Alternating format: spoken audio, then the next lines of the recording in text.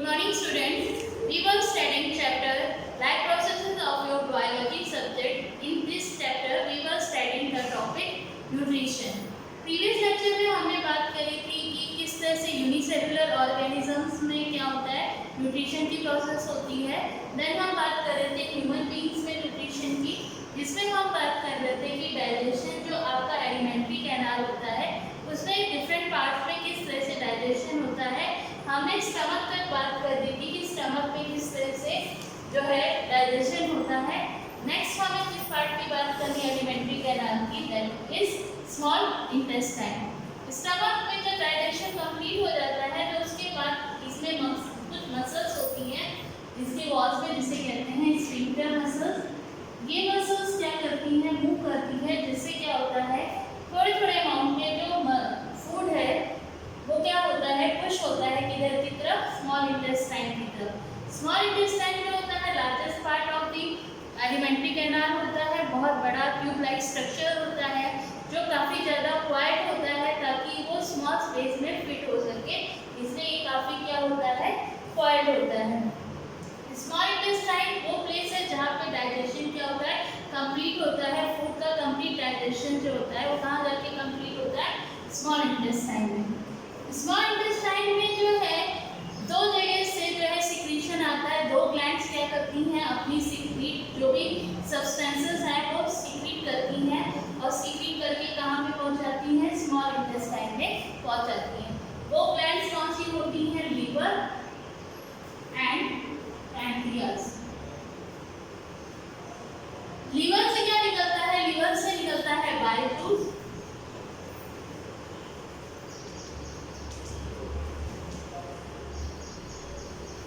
ये बहुत इंपॉर्टेंट होता है बाइल जूस, जिसमें कोई एंजाइम्स नहीं होते, डाइजेस्टिव एंजाइम्स नहीं होते हैं, लेकिन ये क्या करता है, ये फूड को जो भी स्टमक से स्मॉल इंटेस्टाइन में जो फूड आ रहा है उसके मीडियम को क्या कर देता है, एल्कलाइन कर देता है.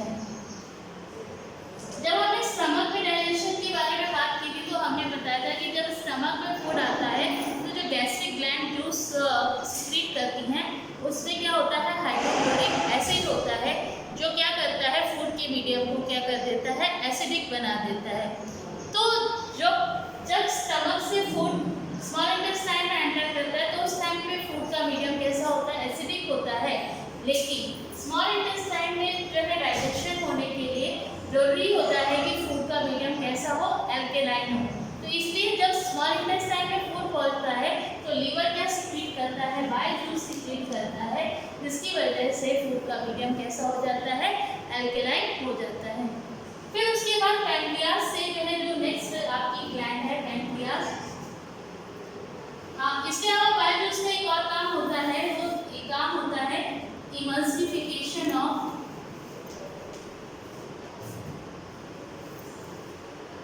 फैट्स.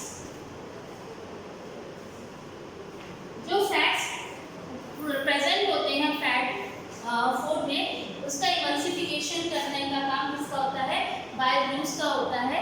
उसमें क्या होता है, फैट के क्या होते हैं, बड़े बड़े ग्लोब्यूल्स होते हैं, उनको तोड़ देता है छोटे छोटे स्मॉल ग्लोब्यूल्स में, उसी को कहते हैं इमल्सिफिकेशन ऑफ फैट. ये क्यों होता है, ताकि फैट का इजीली क्या किया जा सके, डाइजेशन किया जा सके. इसलिए इम्पॉर्टेंट होता है कि क्या किया जाए, इमल्सिफिकेशन ऑफ फैट किया जाए. और ये काम कौन करता है, बाइल जूस करता है. तो बाइल जूस के दो काम होते हैं, एक तो पहला होता है फूड के मीडियम को एल्कलाइन करना और दूसरा होता है emulsification of fat. Then pancreas से जो है एंजाइम सीक्रेट होते हैं, बहुत सारे एंजाइम सीक्रेट होते हैं, जिससे क्या होता है, कार्बोहाइड्रेट्स जो भी प्रेजेंट है, प्रोटीन्स प्रेजेंट है और फैट्स प्रेजेंट है, उन सब का क्या हो जाता है, वहाँ पे डाइजेशन कम हो जाता है स्मॉल इंटेस्टाइन में. इसके अलावा इंटेस्टाइन की वॉल से भी कुछ इंटेस्टाइनल जूस निकलता है, सीक्रेशन निकलता है, जिसमें 3 एंजाइम पाए जाते हैं, ट्रिप्सिन,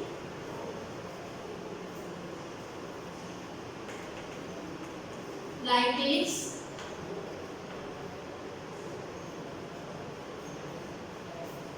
एंड इंटेस्टाइनल एमाइलेज. ये क्या करता है, ये पूरी तरह करते हैं, डाइजेस्ट कर देते हैं, फूड को डाइजेस्ट कर देते हैं। ट्रिप्सिन का काम क्या होता है, ये प्रोटीन्स को अमीनो एसिड में कन्वर्ट कर देता है। सबसे सिंपलेस्ट फॉर्म जो होती है प्रोटीन की वो होती है अमीनो एसिड। उसमें पूरी तरह से जो है प्रोटीन जो भी प्रेजेंट है, प्रोटीन, पैक्टोन, प्रोटीजेस, सबको किसमें कन्वर्ट कर देता है, अमीनो एसिड में कन्वर्ट कर देता है। लाइपेज क्या करता है, फैट को, जो भी फैट प्रेजेंट है उनको फैटी एसिड और ग्लिसरॉल में कन्वर्ट कर देता है। और एमाइलेज क्या करता है, एमाइलेज कार्बोहाइड्रेट जो भी प्रेजेंट होते हैं उनको शुगर्स में क्या करता है, कन्वर्ट कर देता है। इस तरह से जो है फूड का डाइजेशन पूरी तरह से क्या होता है, कंप्लीट हो जाता है। कहाँ पे कंप्लीट होता है, स्मॉल इंटेस्टाइन के पार्ट में। तो जब फूड का डाइजेशन कंप्लीट हो गया तो अब नेक्स्ट जो स्टेप आता है वो होता है एब्जॉर्प्शन का। तो फूड का एब्जॉर्प्शन कहाँ पे होता है, डाइजेस्ट हो गया, फूड का नाम क्या होगा, एब्जॉर्ब होगा। एब्जॉर्ब कहाँ पे होता है, स्मॉल इंटेस्टाइन में ही होता है। स्मॉल इंटेस्टाइन में क्या होती है, कुछ फिंगर लाइक इस तरह से क्या होती है, स्ट्रक्चर्स पाई जाती हैं किसमें, इंटेस्टाइन की वॉल में। इसे हम क्या कहते हैं, विलाई कहते हैं। इससे क्या होता है, एब्जॉर्प्शन का सरफेस क्या होता है, वो बढ़ जाता है। कैसे बढ़ जाता है, अगर देखो, अगर इंटेस्टाइन की वॉल अगर ऐसे से वो सीधी और स्ट्रेट हो गई तो यहाँ पे एब्जॉर्प्शन का सरफेस आपको क्या दिख रहा है, कम दिख रहा है। लेकिन फोल्डेड होने की वजह से क्या हो गया, एब्जॉर्प्शन सरफेस बढ़ गया। तो विलाई का काम क्या होता है, विलाई की वजह से क्या होता है, फूड के एब्जॉर्प्शन का सरफेस क्या हो जाता है, इंक्रीज हो जाता है। और इन्हीं विलाई जो होती हैं इनमें क्या पाई जाती हैं, ब्लड वेसल्स पाई जाती हैं। ये ब्लड वेसल्स क्या करती हैं, जो भी न्यूट्रिएंट्स होते हैं, डाइजेस्टेड फूड होते हैं, इनको क्या कर लेती हैं, एब्जॉर्ब कर लेती हैं। तो इस तरह से विलाई के थ्रू क्या होता है, फूड का क्या हो जाता है, एब्जॉर्प्शन हो जाता है। और ब्लड के थ्रू क्या होता है, पूरी बॉडी की सेल्स में उसको क्या किया जाता है, ट्रांसपोर्ट कर दिया जाता है, जहाँ पे एसिमिलेशन की प्रोसेस कंप्लीट होती है। Then the last step of the nutrition that is excretion या इजेशन जो होता है। अब डाइजेशन कंप्लीट हो गया, मैं पहले ही बता चुकी हूँ कि पूरे फूड का डाइजेशन कंप्लीट नहीं होता है, कुछ पार्ट क्या रह जाता है, अनडाइजेस्टेड रह जाता है। तो जो अनडाइजेस्टेड फूड है वो कहा जाता है, वो स्मॉल इंटेस्टाइन से नेक्स्ट पार्ट में जाता है, लार्ज इंटेस्टाइन। तो जो अनडाइजेस्टेड फूड है, जो फूड डाइजेस्ट नहीं हुआ, वो क्या होता है, वो एब्जॉर्ब ना होके कहाँ चला जाता है, स्मॉल इंटेस्टाइन से लार्ज इंटेस्टाइन में चला जाता है। लार्ज इंटेस्टाइन में क्या होता है, कुछ वाटर या कुछ इंपॉर्टेंट न्यूट्रिएंट्स इसकी वॉल्स क्या कर लेती हैं, एब्जॉर्ब कर लेती हैं। बाकी जो अनडाइजेस्टेड फूड है वो सेमी सॉलिड फॉर्म में क्या होता है, सेमी सॉलिड फॉर्म में एनएस के थ्रू क्या होता है, बॉडी से क्या कर दिया जाता है, बाहर निकाल दिया जाता है। तो इस तरह से जो है न्यूट्रिशन की प्रोसेस ह्यूमन बीइंग्स में क्या होती है, कंप्लीट होती है। I hope you have understood how the nutrition process occurs in the human being. Now we will start the next life process, that is respiration.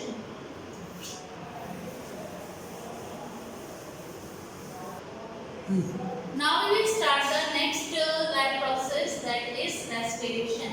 As we know that we require energy for doing various activities. हमारी body को function करने के लिए, different तरह के functions करने के लिए हमें क्या चाहिए होता है, एनर्जी चाहिए होती है। और ये एनर्जी हमें कहाँ से मिलती है, फूड से मिलती है। जो हम फूड ऑब्टेन करते हैं, खाते हैं, उसी से हमको क्या मिलती है, एनर्जी मिलती है।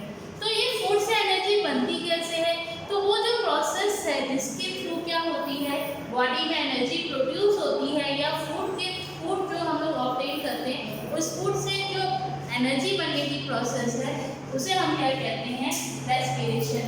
एक्चुअली ये केमिकल प्रोसेस होती है, इसमें बहुत सारी केमिकल रिएक्शंस होती हैं, उनके थ्रू क्या होता है, फूड जो हम लोग खाते हैं उसको ब्रेक किया जाता है, और ब्रेक करने के बाद उससे क्या होती है, एनर्जी बनती है। डिफरेंट ऑर्गेनिज्म में, अलग अलग ऑर्गेनिज्म में रेस्पिरेशन की प्रोसेस क्या होती है, डिफरेंट तरीके से होती है, सभी में एक जैसी नहीं होती है।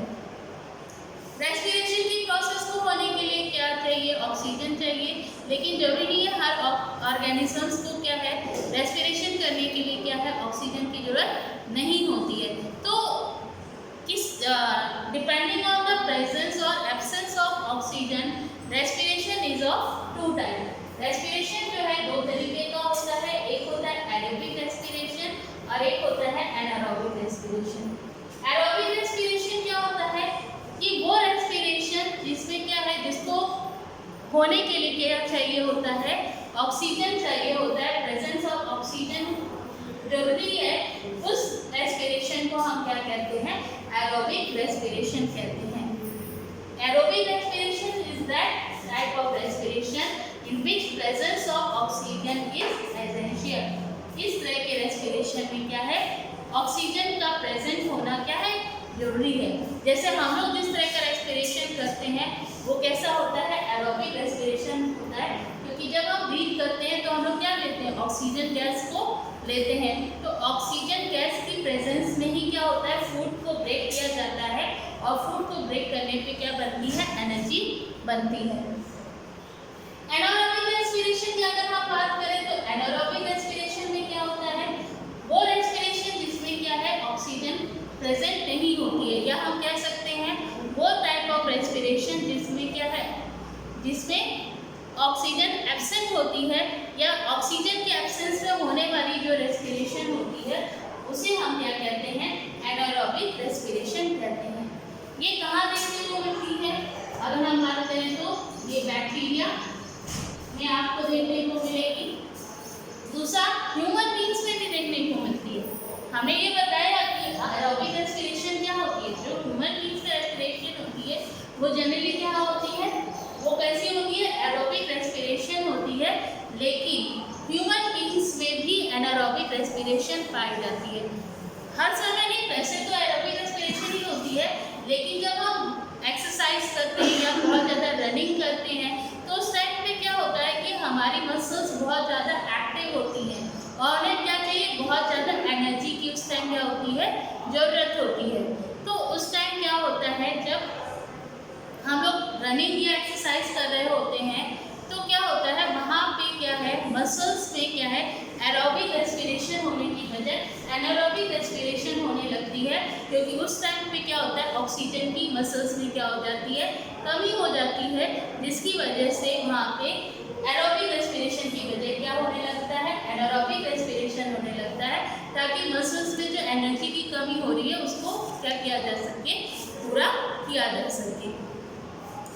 अब रेस्पिरेशन की प्रोसेस होती कैसे है, क्या बनता है, ये मैंने बताया कि केमिकल प्रोसेस है। तो जब फूड ब्रेक होता है तो क्या क्या उसमें क्या है, प्रोड्यूस होता है। तो जब फूड है आपका ग्लूकोज, मेनली जो फूड होता है वो हम लोग का किस फॉर्म में होता है, जिससे एनर्जी मिलती है, वो ग्लूकोज के फॉर्म में होती है। जब इसकी जो है ऑक्सीजन के साथ रिएक्शन होती है, ये हम बात करें इसकी एरोबिक रेस्पिरेशन की बात कर रहे हैं, तब क्या बनता है, सबसे पहले इसमें बनता है आपका पायरुवेट। ये दो स्टेप में कंप्लीट होती है। सबसे पहले क्या होता है, ऑक्सीजन की प्रेजेंस में जब ग्लूकोज टूटता है तब क्या बनता है, पायरुवेट बनता है। ग्लूकोज में क्या होता है, ये 6 कार्बन कंपाउंड है, और पायरुवेट क्या होता है, 3 कार्बन कंपाउंड है। इसमें कितने कार्बन के एटम होते हैं, पायरुवेट में 3 कार्बन होते हैं, 3 होते हैं कार्बन के एटम।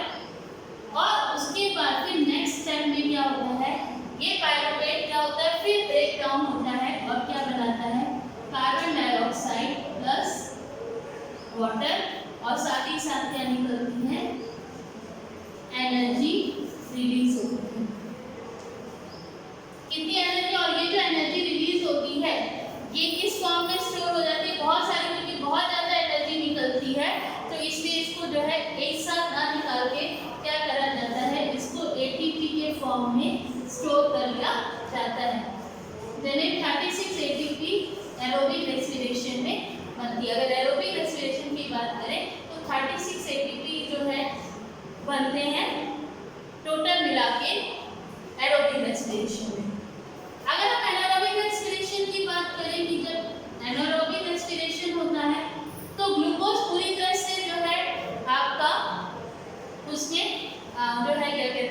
कार्बन डाइऑक्साइड पे और वाटर में टूटता नहीं है। ये किससे टूटता है? इथाइल अल्कोहल में। जब ऑक्सीजन एब्सेंट होता है, जब ऑक्सीजन प्रेजेंट नहीं होता है, तब ग्लूकोज क्या होता है? एथाइल अल्कोहल और कार्बन डाइऑक्साइड में टूटता है और इसमें क्या होती है? 2 ATP एनर्जी बनती है, यानी एनर्जी जो है 2 ATP के फॉर्म में जो है स्टोर हो जाती है। ये किसमें होता है? बैक्टीरिया में। मसल्स में अगर हमने बताया कि मसल्स में भी एनारोबिक रेस्पिरेशन होती है, तो वहां पे भी क्या होता है? ग्लूकोज ऑक्सीजन के एब्सेंस में क्या हो जाता है? टूट जाता है। लेकिन वहां पे क्या होता है? एथाइल अल्कोहल उस टाइम पे बैक्टीरिया में एथाइल अल्कोहल बनेगा, लेकिन मसल्स में क्या होता है? एथाइल अल्कोहल नहीं बनता। वहां पे क्या बनता है? वहां पे अगर हम मसल्स की बात करें, हमारे के जो बॉडी मसल्स होती हैं उनमें क्या बनता है? उनमें लैक्टिक एसिड बनता है। वहां पे एथाइल अल्कोहल बनने की बजाय कौन सा बनता है? क्या बनता है? लैक्टिक एसिड फॉर्म होता है, इथाइल अल्कोहल जो है नहीं बनता है। और यहाँ भी कम एनर्जी जो है बनती है, इसमें भी 2 ATP मॉलिक्यूल्स बनते हैं। तो इस तरह से हमने देखा कि जो है रेस्पिरेशन 2 स्टेप्स में जनरली हम देखें, अगर एरोबिक रेस्पिरेशन हो रहा है तो सबसे पहले ग्लूकोज जो है ऑक्सीजन की प्रेजेंस में क्या होता है? पायरुवेट में ब्रेक डाउन होता है, जो कि 3 कार्बन कंपाउंड होता है। देन पायरुवेट क्या होता है? कार्बन डाइऑक्साइड और वाटर में टूट जाता है और साथ ही साथ उसमें 36 ATP एनर्जी रिलीज होती है। लेकिन अगर ग्लूकोज ऑक्सीजन के एब्सेंस में टूट रहा है, तो वहां पे अगर हम बैक्टीरिया की बात करें, बैक्टीरिया में जब रेस्पिरेशन होता है एनारोबिक रेस्पिरेशन, तो ग्लूकोज किसमें टूटता है? एथाइल अल्कोहल और कार्बन डाइऑक्साइड में, और 2 ATP एनर्जी मिलती है। लेकिन अगर हम अपने मसल्स की बात करें तो मसल्स में क्या होता है? ग्लूकोज ऑक्सीजन के एब्सेंस में टूटता है, तो वहाँ पे वो क्या बनाता है? लैक्टिक एसिड बनाता है। और यही लैक्टिक एसिड जब मसल्स में जब डिपॉजिट होता है तो क्या होता है? हमें मसल्स में पेन होता है। मसल्स में पेन होने की वजह ये है कि वहाँ पे क्या होता है? लैक्टिक एसिड बनना शुरू हो जाता है मसल्स में, जिसकी वजह से मसल्स में हमें पेन होता है। अब ये बात करें कि ये आखिर होता कहाँ है? ये रेस्पिरेशन की प्रोसेस या एनर्जी बनने की प्रोसेस कहाँ होती है? तो अगर हम एरोबिक रेस्पिरेशन की बात करें तो यहाँ पे जो पायरुवेट यहाँ तक की पायरुवेट बनने की ये जो प्रोसेस होती है, ये होती है आपकी साइटोप्लाज्म। सेल का जो साइटोप्लाज्म होता है उसमें ये प्रोसेस होती है ग्लूकोज से पायरुवेट में कन्वर्ट होने की प्रोसेस। देन कार्बन डाइऑक्साइड और वाटर में कन्वर्ट होने की पायरुवेट का कार्बन डाइऑक्साइड और वाटर में बनने की जो प्रोसेस है, ये कहाँ होती है? माइटोकॉन्ड्रिया में। आपने प्रीवियस क्लास में पढ़ा था कि माइटोकॉन्ड्रिया क्या होता है? Mitochondria power house of the cell है, जहाँ पे क्या बनती है? एनर्जी बनती है। तो कैसे बनती है? इसी प्रोसेस के थ्रू बनती है कि पहले क्या होता है? साइटोप्लाज्म में क्या होता है? ग्लूकोज क्या करता है? पायरुवेट में कन्वर्ट हो जाता है। देन उसके बाद क्या होता है? माइटोकॉन्ड्रिया में पायरुवेट होता है, पायरुवेट वहाँ पॉजिटिव इसमें कन्वर्ट हो जाता है, कार्बन डाइऑक्साइड और वाटर में कन्वर्ट हो जाता है। तो इस तरह से हमने क्या पढ़ा? दोनों टाइप्स ऑफ रेस्पिरेशन, और रेस्पिरेशन किस तरह से होता है, किस तरह से एनर्जी प्रोड्यूस होती है, इसके बारे में हमने स्टडी किया। अब नेक्स्ट लेक्चर में हम लोग बात करेंगे कि डिफरेंट ऑर्गेनिजम्स में किस तरह से रेस्पिरेशन की प्रोसेस होती है। Thank you.